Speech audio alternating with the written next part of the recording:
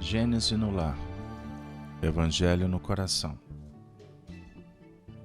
Manhã do dia 21 de maio do ano de 2020. Elevando os nossos pensamentos e sentimentos a Deus, nosso Pai, que possamos rogar as bênçãos, o intercâmbio bendito,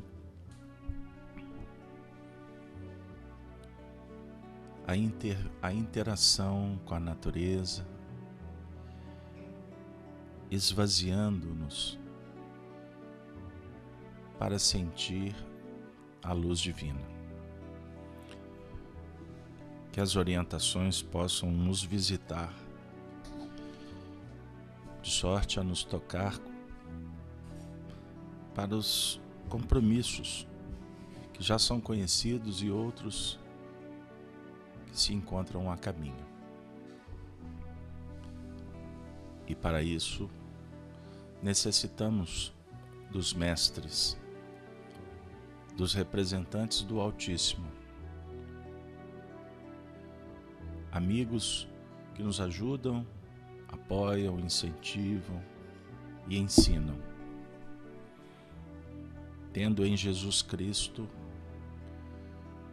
a luz maior. E a Ti, Jesus, suplicamos, esteja mais uma vez conosco. O tema da manhã: alegria e ventura. Nós vamos abrir mais um episódio do Espiritismo, inaugurado com o Evangelho segundo o Espiritismo, no capítulo 18. Muitos os chamados, poucos os escolhidos. Vamos fazer a leitura da parábola do festim de bodas, na narrativa atribuída a Mateus, no capítulo 22, versículo 1 a 14. Ouçamos o texto bendito. Falando ainda por parábolas, disse-lhes Jesus: o reino dos céus se assemelha a um rei que, querendo festejar as bodas de seu filho, despachou seus servos a chamar para as bodas os que tinham sido convidados.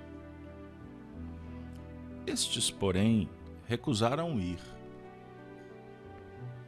O rei despachou outros servos com a ordem de dizer da sua parte aos convidados: preparei o meu jantar, mandei matar os meus bois e todos os meus cevados.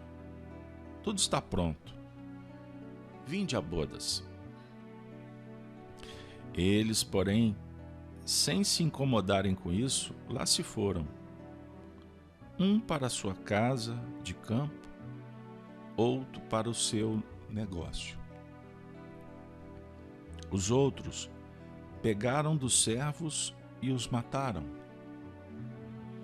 Depois de lhes haverem feito muitos ultrajes.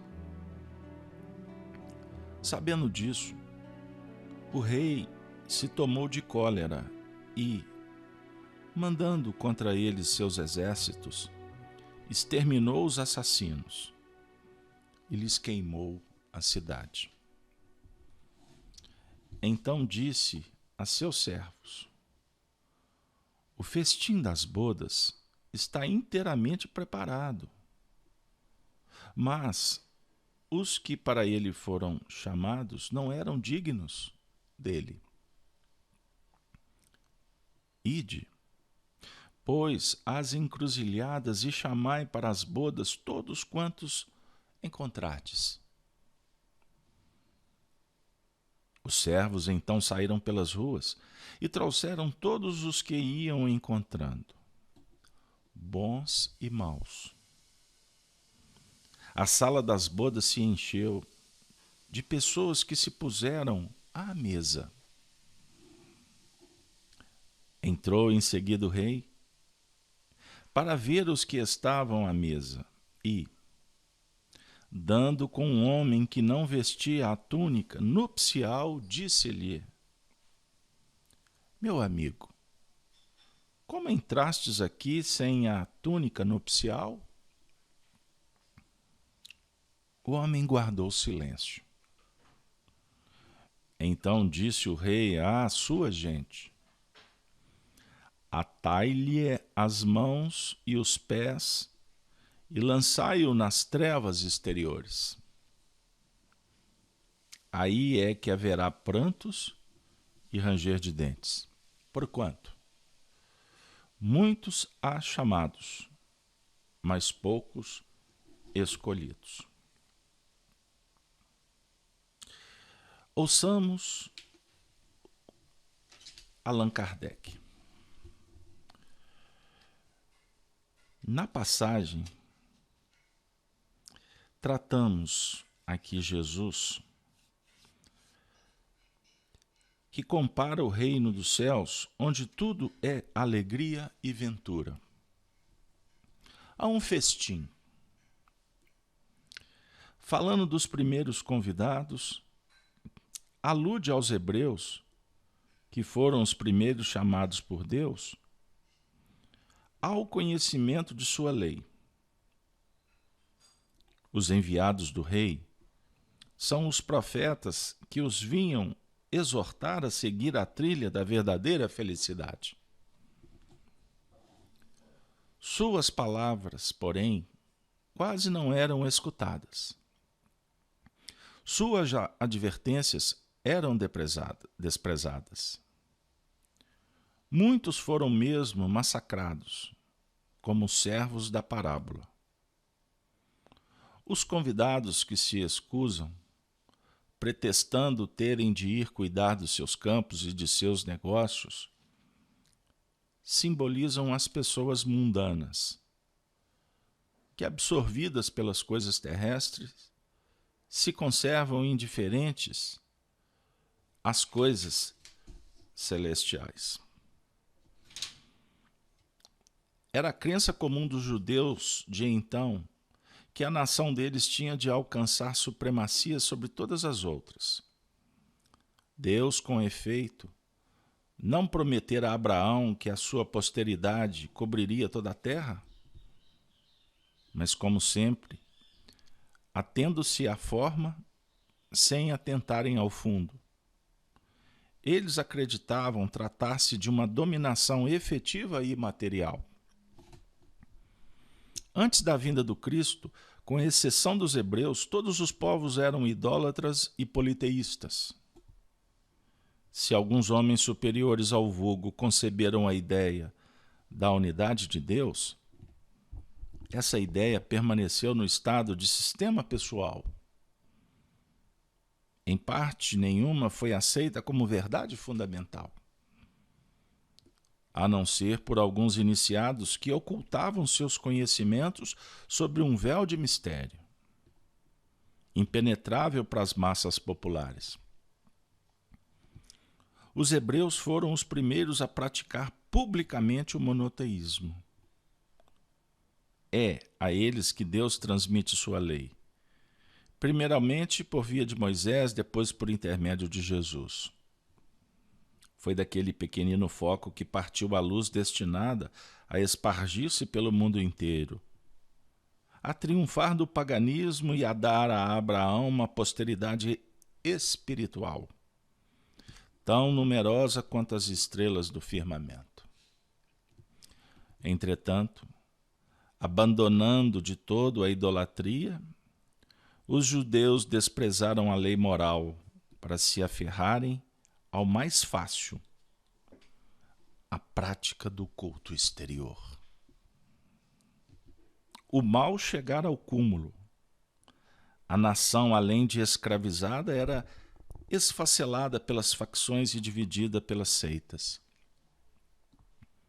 A incredulidade atingira mesmo o santuário. Foi então que apareceu Jesus, enviado para os chamar à observância da lei e para lhes resgatar os horizontes novos da vida futura.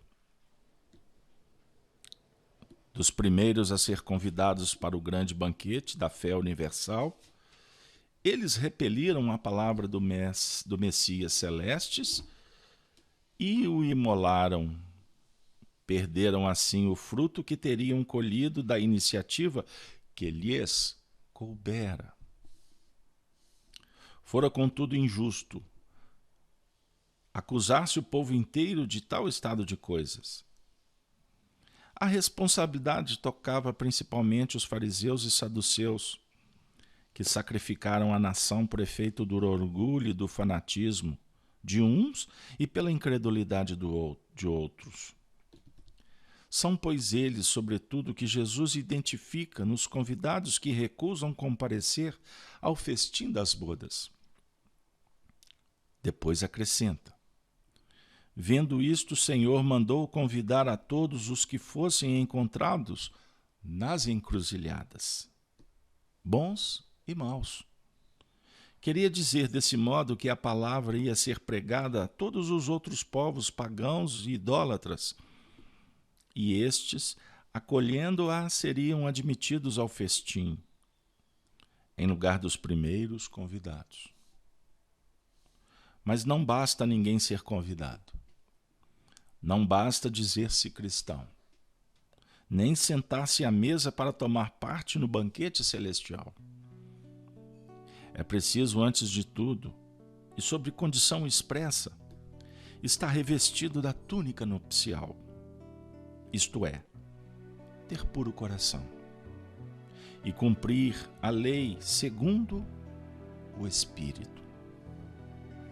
Ora, a lei toda se contém nestas palavras: fora da caridade não há salvação. Entre todos, porém, que ouvem a palavra divina, quão poucos são os que aguardam e a aplicam proveitosamente.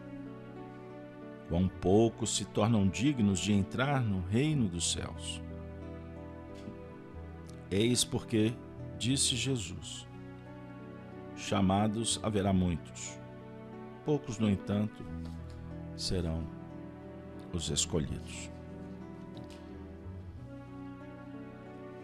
Eu convido a todos que acompanham essa mensagem para que juntos possamos festejar esta festa. Obrigado, Jesus, por nos envolver, por nos acolher nesse momento tão especial da nossa trajetória. Que possamos estar atentos e, ao mesmo tempo, nos esforçando, fazendo a nossa própria parte, contribuindo de uma forma despretensiosa, mas amorosa. Que possamos nos movimentar confiantes, pois dias melhores nos visitam. Por isso, Senhor Jesus, nós te procuramos, nós estamos em busca de te encontrar. Então, Senhor, onde estiver Jesus, alma querida e boa, ilusão, erro, falha apareçam embora, ainda mesmo se o mal em torno desarvora, esclarece, ilumina, ampara e aperfeiçoa. Onde estiver Jesus, nada se diz à toa. O engano pede luz onde a verdade mora. A caridade reina, a esperança ora a hora. Alteia-se mais bela, o trabalho o abençoa. Onde estiver Jesus, humilhado sozinho, nas desfigurações e eleives do caminho, inflama-te de amor, sol ardente e fecundo. Onde estiver Jesus, Eis que Jesus te espera. A bondade, o perdão, a paz e a fé sincera, para a glória da vida e redenção do mundo. Inflama no Senhor de amor, sol ardente e fecundo. Gênesis no lar, Evangelho no coração. Que possamos ter a inspiração e o coração fecundo pelas estradas do mundo para semear sempre a paz. Paz a todos. Ave Cristo.